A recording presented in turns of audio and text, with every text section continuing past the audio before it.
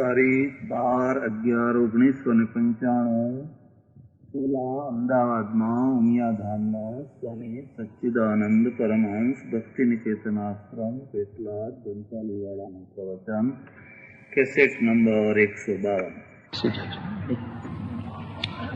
બેઠા બેઠા કરો.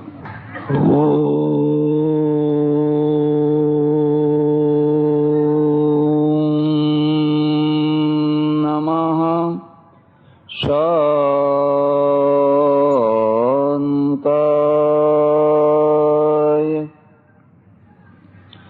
તેજસે.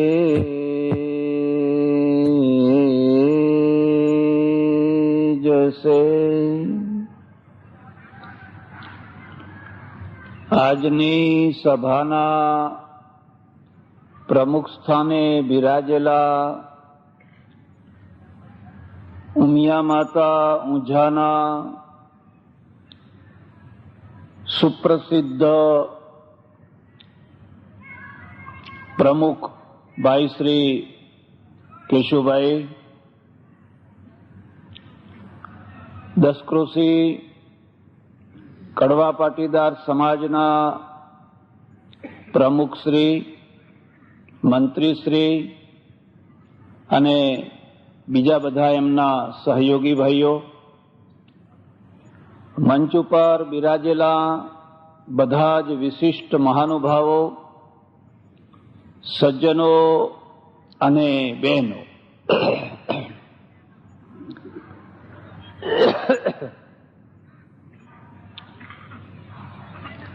કોઈ વ્યક્તિ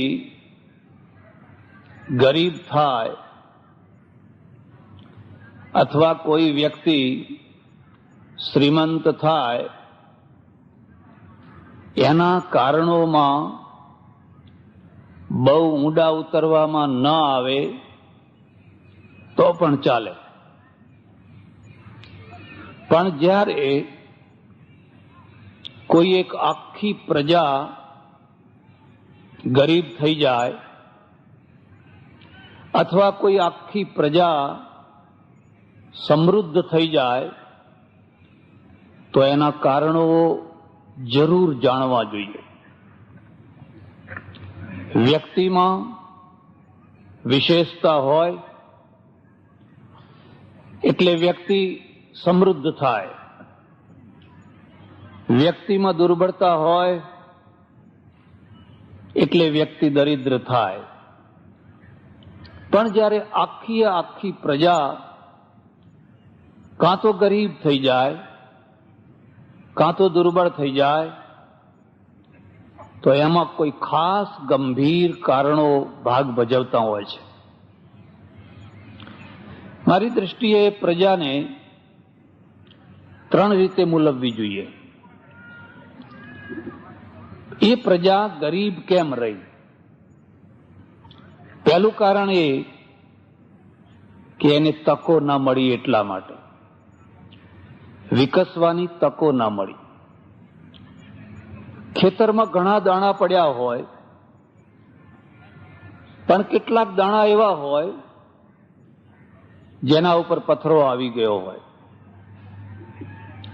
એને ઘણું વિકસવું હોય પણ એ પથરાને દૂર ન કરી શકે એટલે પથરાના નીચે જ ગુંગળીને રહી જાય. અથવા એવું બન્યું હોય કે દાણો છે એ કોઈ ટેકરા ઉપર પડી ગયો હોય જ્યાં એને પાણી ના પહોંચતું હોય અને એટલા માટે એ કદાચ ઉગી ન શકે અને ઉગ્યો હોય તો વિકસી ન શકે. એટલે એક પ્રજા તો એવી છે જેને વિકસવાની તકો જ ન મળી અને એ વિકસી ન શકી. પણ એક બીજી પ્રજા એવી છે કે જેને વિકસવાની ભરપૂર તકો મળી પણ એ તકોનો લાભ ન ઉઠાવી શકી. ચારે તરફ તકો જ તકો હતી પણ એ તકોનો લાભ ન ઉઠાવી શકી. એક ત્રીજી પ્રજા એવી છે જેને તકો ન મળી પણ એને જાતે તકો ઊભી કરી. પોતાની મેળે એને ચાન્સ ઊભા કર્યા અને વિકાસ કર્યો. આ ત્રણ બાબતો ધ્યાનમાં રાખજો. આ ત્રણ બાબતોને જોઈએ તો ભારતમાં એવી ઘણી પ્રજાઓ છે જેમને તકો મળી જ નહીં, મળી જ નથી. પાટીદાર એક એવી પ્રજા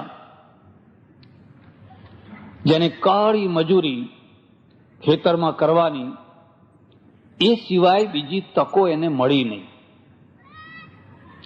હું જ્યારે તકો મળી નહીં એમ કહું છું ત્યારે એ અર્થમાં કહું છું કે જે ધાર્મિક વ્યવસ્થા હતી, જે રાજકીય વ્યવસ્થા હતી, જે આર્થિક વ્યવસ્થા હતી, જે શૈક્ષણિક વ્યવસ્થા હતી, એ વ્યવસ્થા ઘણી પ્રજાઓ ગુંગળાતી હતી. તમારે વિસ્તારથી એ વાતને સમજવી હોય તો મારું એક પુસ્તક છે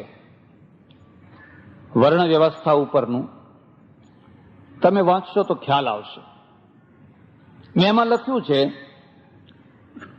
પાટીદાર પ્રજા લગભગ 40-50 વર્ષથી ભણતી થઈ. 40-50. એમાં પણ ગાયકવાડી સ્ટેટમાં એને વધારે ચાન્સ મળ્યો. દરબારી કે નવાબી રાજ્યોમાં બહુ ઓછો ચાન્સ મળ્યો. આજે જે સારામાં સારો ભણેલો વર્ગ છે એની ઉપરની પેઢી, એના ઉપરની પેઢી, ત્રીજી કે ચોથી પેઢી જાઓ તો અભણ માણસ તમને મળશે. આ 30-40-50 વર્ષમાં બે પેઢીઓમાં આટલો મોટો વિકાસ થયો, આટલું મોટું શિક્ષણ આવ્યું. જીવનનું એવું કોઈ ક્ષેત્ર નહીં કે જ્યાં પાટીદાર પરાકાષ્ઠાએ ના પહોંચ્યો હોય, કોઈ એવી લાઈન નહીં. આટલી બાહોશ પ્રજા, આટલી સક્ષમ પ્રજા, એને પાંગરવાના માત્ર 40 વર્ષ જ કહેવાય.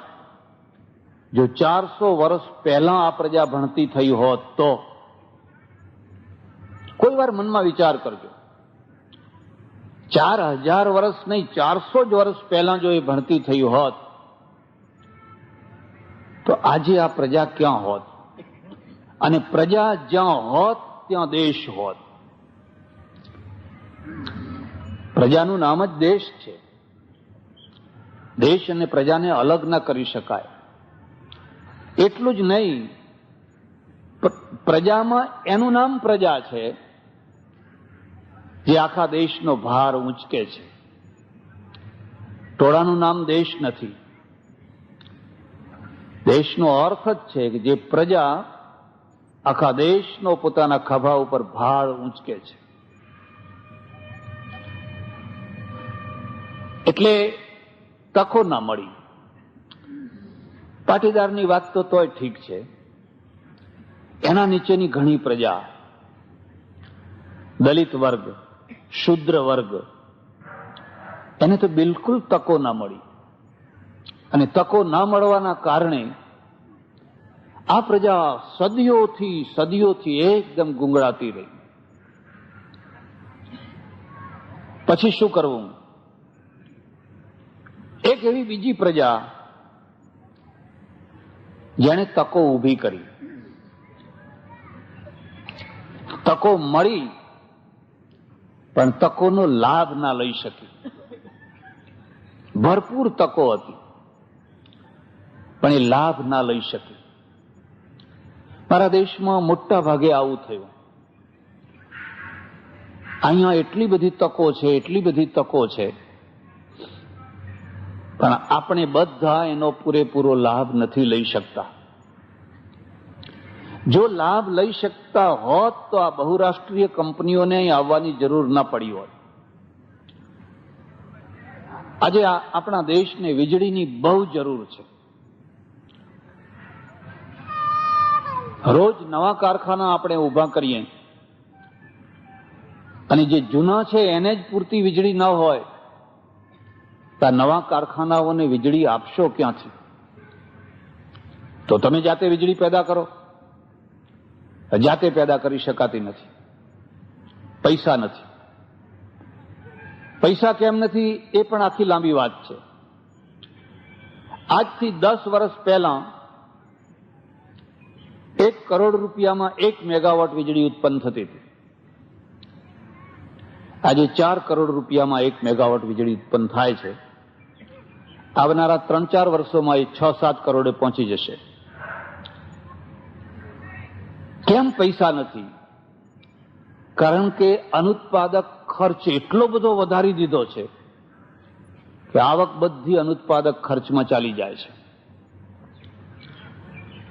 અનુત્પાદક ખર્ચ એટલે જેમાંથી પ્રજાને વળતર ન મળે એવો ખર્ચ.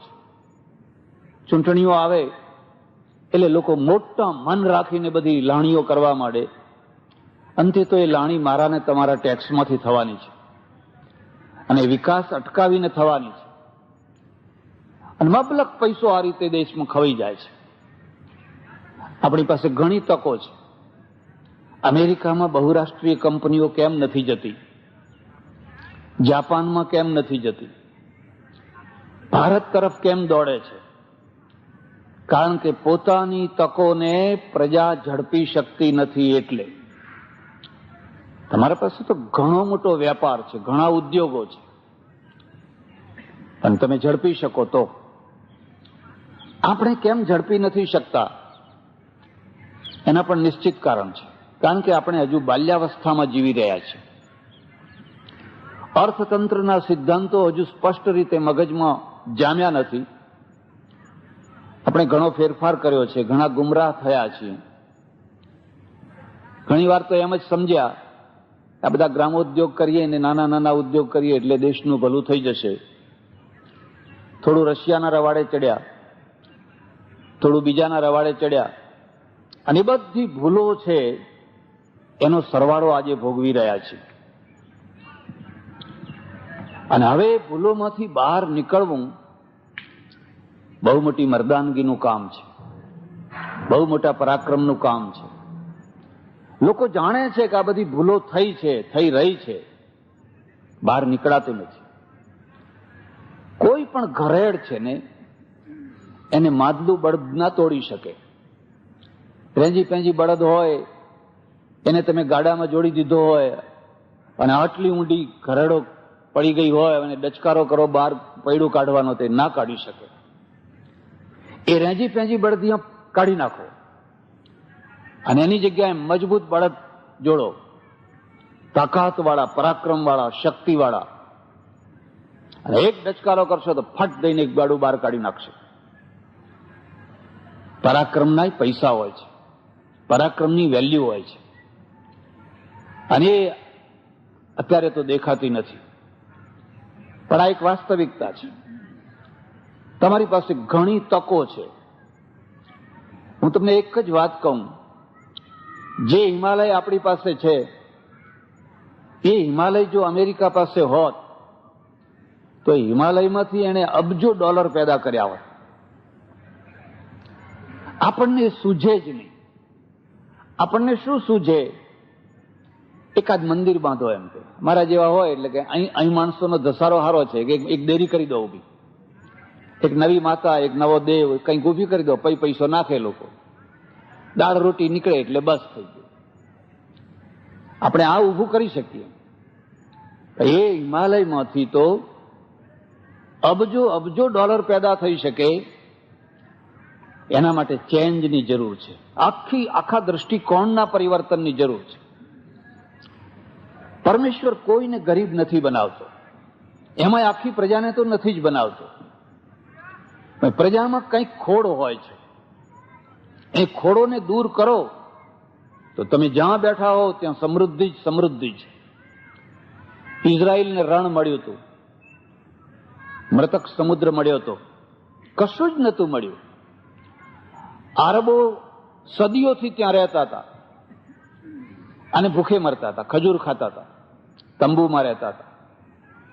એ જ ભાગમાં ઇઝરાયલે આજે જુઓ તો નંદન વન બનાવી દીધું. અને પેલો મૃત સમુદ્ર હતો, સરોવર, એમાંથી એટલા અબજો અબજો ડોલરના ક્ષારો પેદા કરે છે. એ તો એની મોટી ખાણ બની ગઈ છે. એમાંથી તો વિદેશી ઊંડિયામણ મળે છે.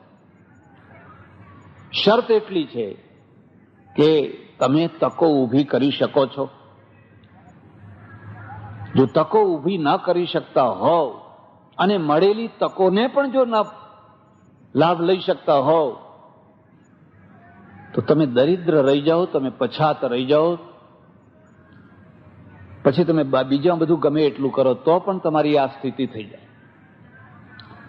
જેમને તકો નથી મળી, જેમની તકો રૂંધવામાં આવી હતી, એવા લોકો માટે અહીંયા અનામતની વ્યવસ્થા થઈ. સારું થયું. આ ઘણા વર્ષોથી પછાત રહ્યા છે અને એમને હવે થોડું એમને અનામતનું જોર આપવું જોઈએ.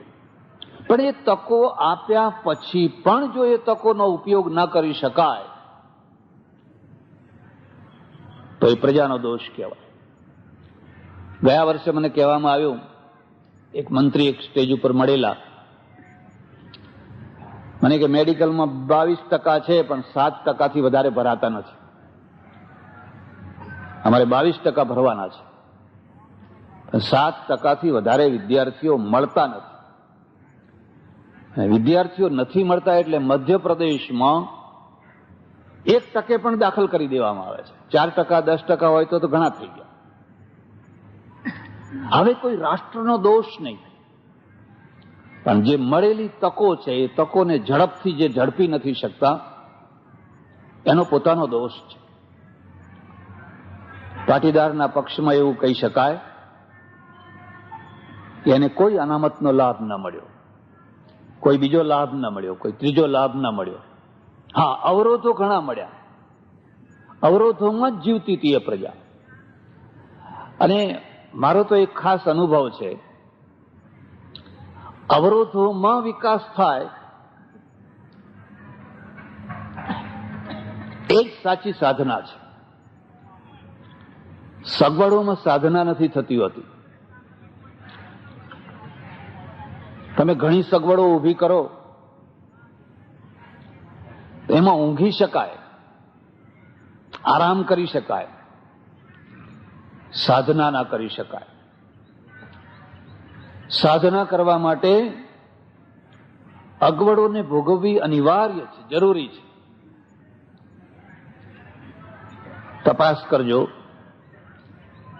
જે છાત્રાલયોમાં ભણનારા વિદ્યાર્થીઓને મા બાપ 500ની જગ્યાએ 1000 અને 1000ની જગ્યાએ 2000 રૂપિયા મહિને આપતા હશે, એ વિદ્યાર્થીઓ ભાગ્યે જ સારું ભણતા હશે.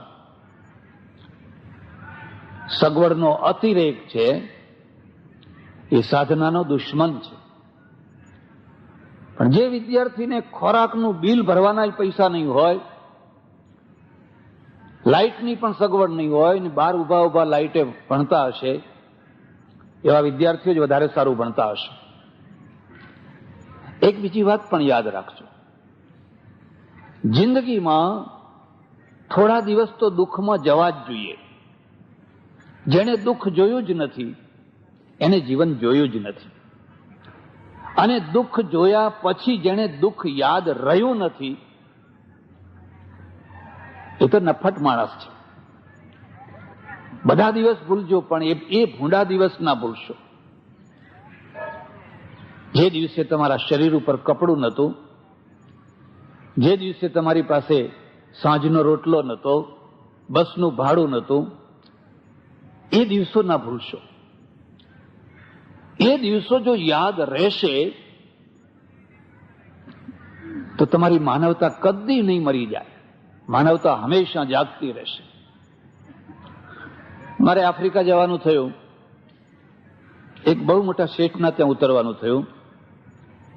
બન્યું એવું કે એને અહીંયા કપાળમાં બહુ મોટો ઘા, ઊંડો ઘા, અને કપાળ જરા સારું ના લાગે. મેં એમને કહ્યું, શેઠ તમે પ્લાસ્ટિક સર્જરી કરાવી નાખો, અત્યારે તો ઘણી દવાઓ, ઘણા ઉપાયો નીકળ્યા, બધું સરખું કરી આપે. મને કે ના બાપુ, જ્યારે જ્યારે હું દર્પણના આગળ ઉભો રહું છું ને, ત્યારે ત્યારે આ ઘા છે એ મને બહુ મોટી પ્રેરણા આપે છે. ઘામાંથી પ્રેરણા મળે છે કે? હા. શું પ્રેરણા મળે છે? મને કે હું 7 વર્ષનો હતો અને મારા પિતા ગુજરી ગયા, મા વિધવા થઈ, એકનો એક બાળક, સ્થિતિ સામાન્ય, પછી કમાનારું કોઈ નહીં, એટલે હતું એમાંથી જ ખાતા ખાતા ગરીબાઈ આવી ગઈ. અને અમારી બાજુમાં જે બીજા શેઠ રહે એની ચડતી દશા. હું તમને એક બીજી ભલામણ કરું છું. તમે જો થોડાક પૈસાદાર માણસ હોવ તો તમારાથી ચડિયાતા પૈસાદારોના મોહલ્લામાં ના રહેશો.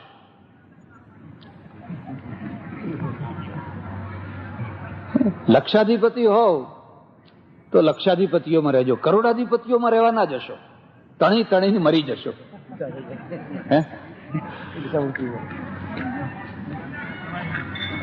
પણ જો તમે લક્ષાધિપતિ હોવ અને હજારોપતિઓમાં રહેશો ને, તો શેઠ શેઠ થઈને રહેશો, સાહેબ સાહેબ થઈને રહેશો. તમારા ઘરમાં આટલી કઢી વધી હોય, આટલી દાળ વધી હોય, આટલી ખીચડી વધી હોય, કોઈ મીઠાઈ પડી હોય, અને તમે આજુબાજુ મોકલાવો તો લોકો કેટલો તમને ભગવાન ભગવાન માનશે, સાહેબ સાહેબ કહેશે તમને. આખા મોહલ્લામાં તમારે જ ગાડી છે અને કોઈની પ્રસૂતિનો દિવસ હોય, કોઈ એવું હોય તેવું હોય, લગ્નનો હોય, સામે ચાલીને ગાડી આપો, ટાંકી ફૂલ કરાવીને આપો. ઇન્કમ ટેક્સ વાળાને તો આપવાની જ છે ને, એના કરતા અમને આપો ને. પેલા મારા બેટા ઉપરથી ગાળો દે અને એના કરતા તમે આ જે તમારા કોઈ છે એને આપો ને. તમને ભગવાન માનશે લોકો. હવે તમે તમારાથી ઊંચા કરોડાધિપતિઓના મોહલ્લામાં રહો છો, તમારા ઘરમાં દાળ વધી છે, ખીચડી વધી છે, લો આપવા જાઓ, હવે જાઓ, લો શેઠ ખીચડી લેવી છે એમ જાઓ, પૂછો. હવે ગરીબોના વચ્ચે અમીરી દીપી ઉઠતી હોય છે. શરત એટલી છે કે તમારા સ્વભાવમાં અમીરી હોય તો. અને અમીરોના વચ્ચે તો તમે ગરીબ થઈને રહેશો, તમારે ઉલટું લોકો તમને તુચ્છ કરીને રહેશે. એક બીજી વાત છે, કદાચ ગરીબીના દિવસો ચાલતા હોય, હરિશ્ચંદ્રના ચાલ્યા હતા ભૂંડા દિવસ, હું તમે તો કોણ મોટા હતા. એક બીજી વાત પણ યાદ રાખજો, પાનનો ગલ્લો ચલાવતો હોય એનું દેવાળું ના જાય,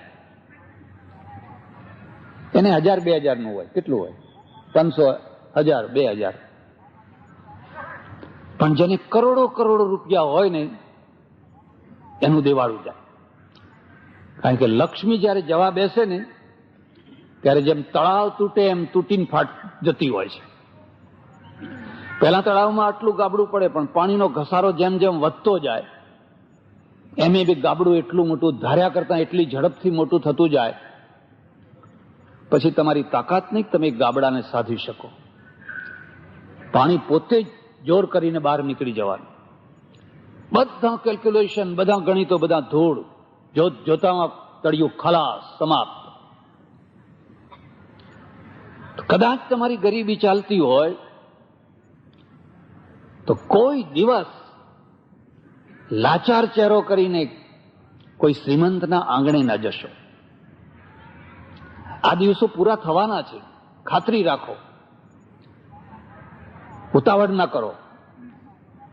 આ રાત પૂરી થવાની જ છે, પણ એ રાતમાં તમારી લાચારી છે ને એ કાળો ડાઘ બની જશે.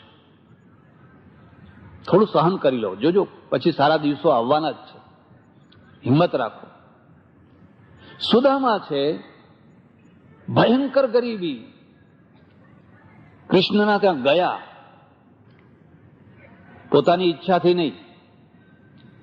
એની પત્નીની ઈચ્છાથી એને ધકેલ ધકેલ કર્યું, જાઓ ને જાઓ ને જાઓ ને. એને કહ્યું હું જઈશ ખરો, પણ આપવા જઈશ, લેવા નહીં જાઉં. તમારી પાસે શું આપવાનું છે તમે આપવા આવતા? એક બીજી વાત પણ યાદ રાખજો, માણસ કદી પણ એવી દશામાં નથી હોતો કે આપવાને લાયક ન હોય. કદી એની દશા નથી હોતી. કેશુભાઈ હમણાં 25 લાખની ઓફર કરી, બીજા ભાઈઓએ 7 લાખની ઓફર કરી. એ તો બહુ મોટી ઓફર છે ને, એમને તો અહીં એક જગ્યાએ નથી આપવાનું, ઘણી જગ્યાએ આપવાનું છે. તો અમારે કુંભ મેળામાં બધા ઘણા સાધુઓ જમે ને ઘણું બધું ભંડારા ને બધું થાય. અહીં ગુજરાતમાંથી એક વિધવા ડોશી આવેલી, એ મજૂરી કામ કરે, વાસણ ઘસે, કચરા પોતા કરે ને એમ કરી પૈસા બચાવીને જેમ તેમ ભાડું કરીને કુંભ મેળો કરવા આવેલી. અને એના મનમાં હરખ થયા કરે કે જો હું પૈસાદાર હોત તો હું પણ એક આવો ભંડારો કરત, બધાને જમાડોત. ઘણા લોકોની આ ખાસિયત હોય, એ જમાડવામાં સુરા હોય, તો ઘણા જમવામાં સુરા હોય. જમવામાં સુરા. એક માણસે મને કહ્યું, મને કે જુઓ મહારાજ, કોઈ પણ જગ્યાએ જમવા જઈએ તો જ્યાંથી પીરસનારા નીકળતા હોય ત્યાં જ જમવા બેસવું. મેં કહ્યું કેમ? એમ કે બધું આપણા આગળ આવીને જ પછી આગળ જાય. જો આપણે છેલ્લે બેઠા હોય તો દાળ આવી કે ના આવી, કે શાક આવ્યું કે શીરો આવ્યો કે ના આવ્યો, ને આમ ટગર ટગર જોયા કરો. એના કરતા પહેલી જ લાઈનમાં આપણે જઈને બેસી જવાનું. હવે આ માણસ છે ને, એ માણસ આખી જિંદગી પેટ યોગ કરવાનો છે, પેટ યોગ, અને ઉદર યોગ કહેવાય. એ પહેલી લાઈનમાં જમવા તો બેસવાનો છે, પણ એ કદી જમાડી નહીં શકે. જમાડનારો એ એમ કહે છે કે બધાને જમાડ્યા પછી આપણે બેસવાનું. વધુ ઘટ્યું જે હોય બરાબર. આપણે તો એમ સમજવાનું કે આના અંદર કઈ સંતના બીજ છે. એટલે ગરીબીના દિવસો પણ પાર થઈ જતા હોય છે, અને ઈશ્વર છે ને એમ જોઈએ કે આ એક બહુ જ નેક અને વટવાળો માણસ છે, તો એના ઉપર એનું તરત જ ધ્યાન જાય. શરત એટલી છે કે તમારામાં ગરીબીની પણ ખુમારી હોય તો.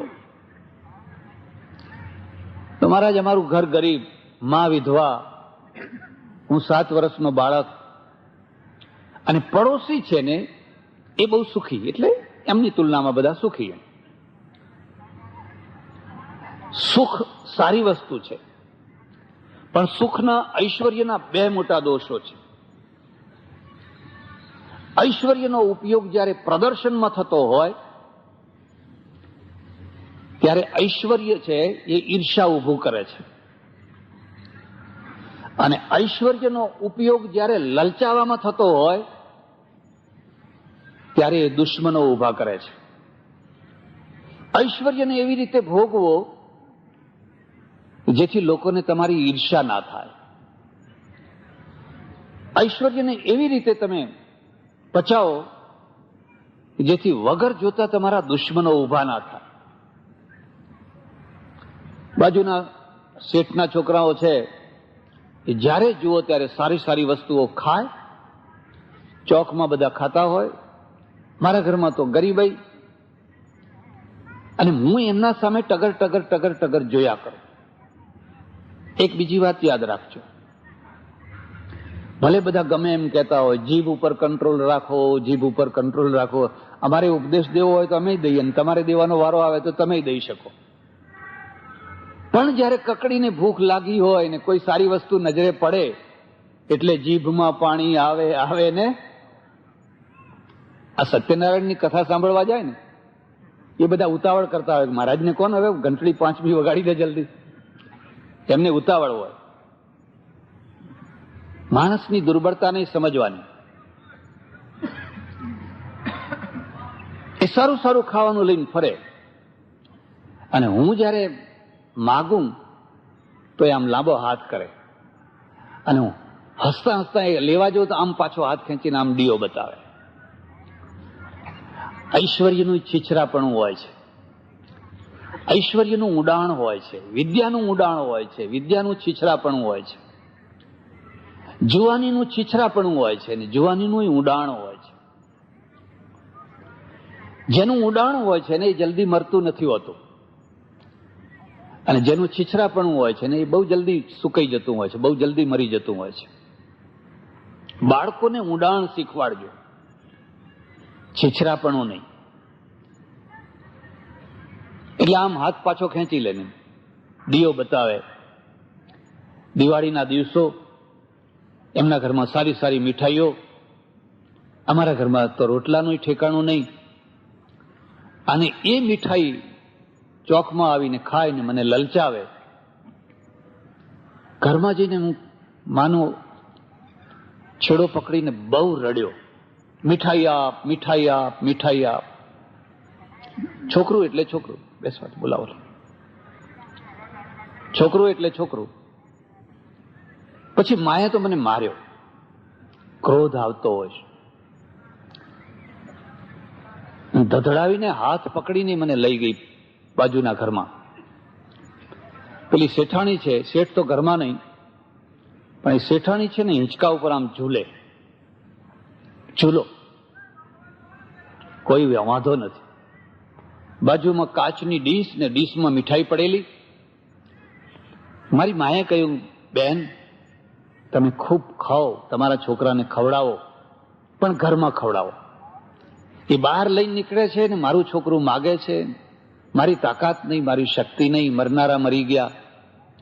હવે મારી તો બહુ સામાન્ય સ્થિતિ, હું કેવી રીતે આ બધું કરી શકું? મારા ઘરમાં ઝઘડા થાય છે.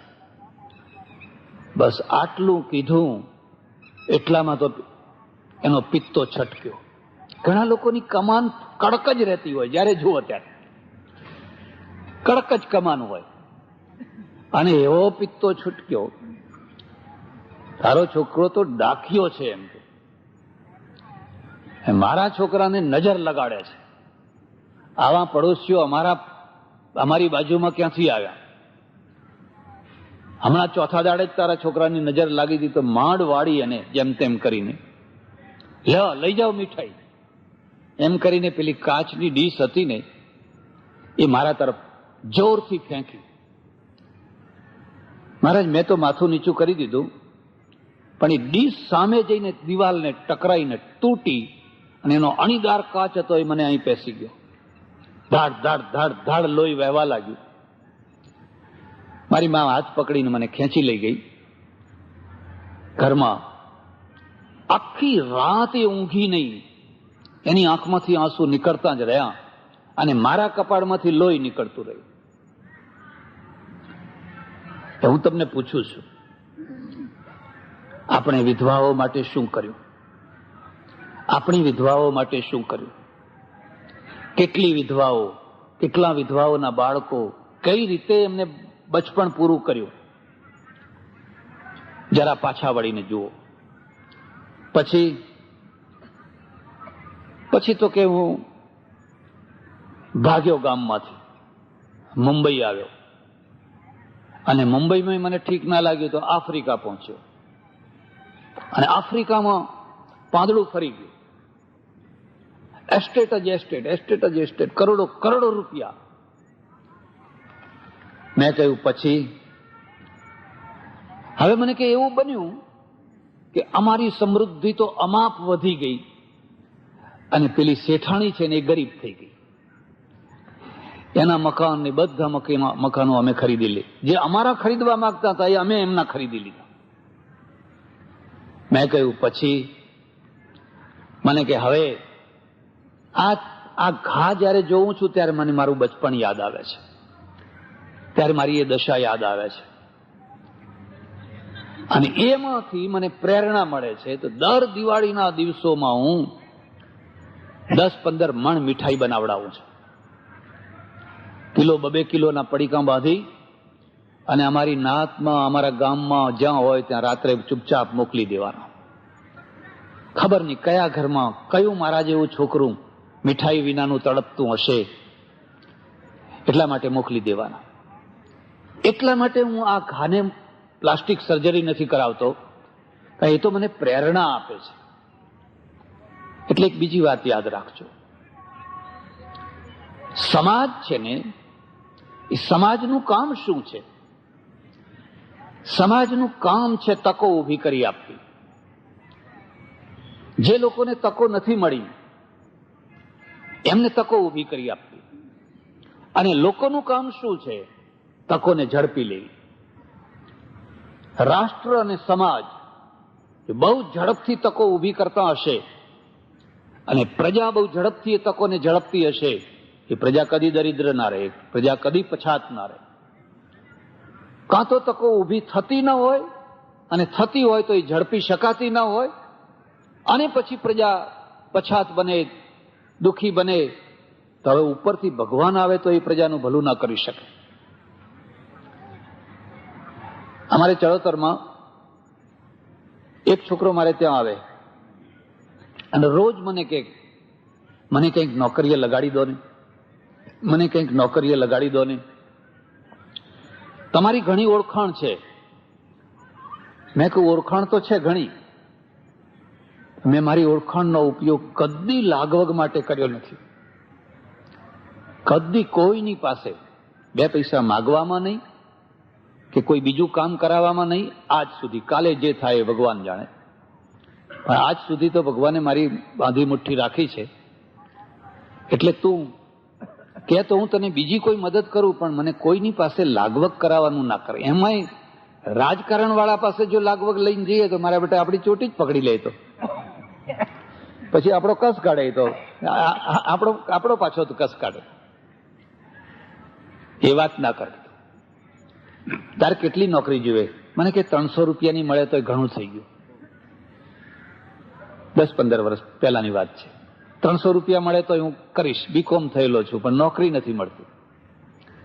હવે એમ કરતા કરતા બ્લડ રિલેશનમાં એને અમેરિકા જવાનું થયું, અને એના ગયા પછી 2-2.5 વર્ષે મારે અમેરિકા જવાનું થયું.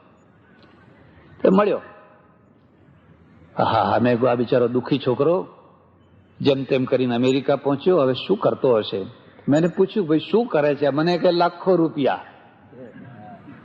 એની મોટેલ બતાવી, એની હોટલ બતાવી. હા, આટલી મોટી પ્રોપર્ટી? મને કે અહીંયા તો તકો જ તકો છે. સાહસ કરનારો કુશળ માણસ જોઈએ.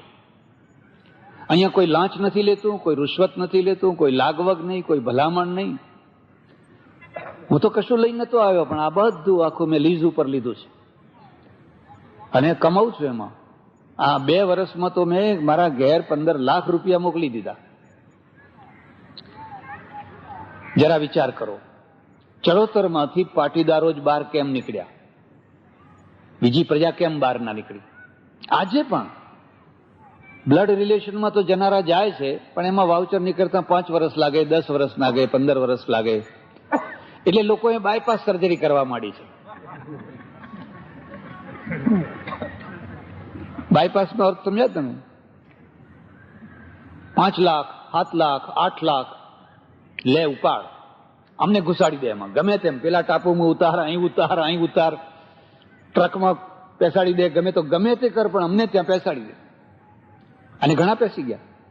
કોઈ મ્યુઝિશિયન પાર્ટીમાં પેસી ગયા. અરે તમને નવાઈ લાગશે, અમારી આજુબાજુમાંથી 2-4 છોકરાઓ તો સાધુ થઈને પેસી ગયા. માથું બાથું મોડાઈને, પાઘડી માથે બાંધીને, બસ કે સાધુ થઈને પછી ત્યાં જઈને પાઘડી બધી કાઢી નાખી, બધી રીતે. મારે ત્યાં એક વાણિયા આવે છે, એ દુઃખી માણસ. એટલે મેં કહ્યું, ભાઈ આ બધા પાટીદારો જેમ જાય છે એમ તું એ જાને, પેસી જાને અમેરિકામાં. મને કે 8 લાખ રૂપિયા આમાં આપવા પડે છે. તો આપવાના. મને કે એનું વ્યાજ કેટલું આવે? આ વાત તો સાચી છે.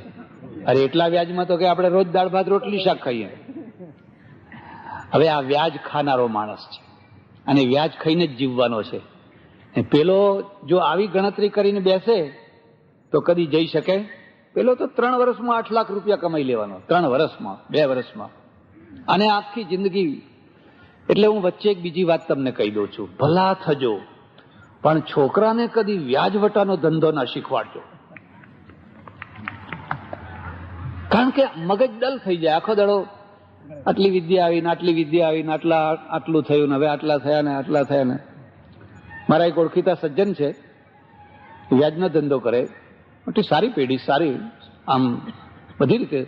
પણ જો તમે 1:30-2 વાગે પૈસા આપવા જાઓ કે કાલ આવજો, હવે આજ નહીં, કારણ કે આજના દિવસનું વ્યાજ લેવાય ને એટલા માટે, આજના દિવસનું વ્યાજ ચડે ને એટલા માટે. એનું મગજ છે ને એ ડલ થઈ જાય, એમાં સાહસ કુશળતા કશું જ નહીં. થોડુંક ટેન્શન રહેવું જોઈએ જિંદગીમાં.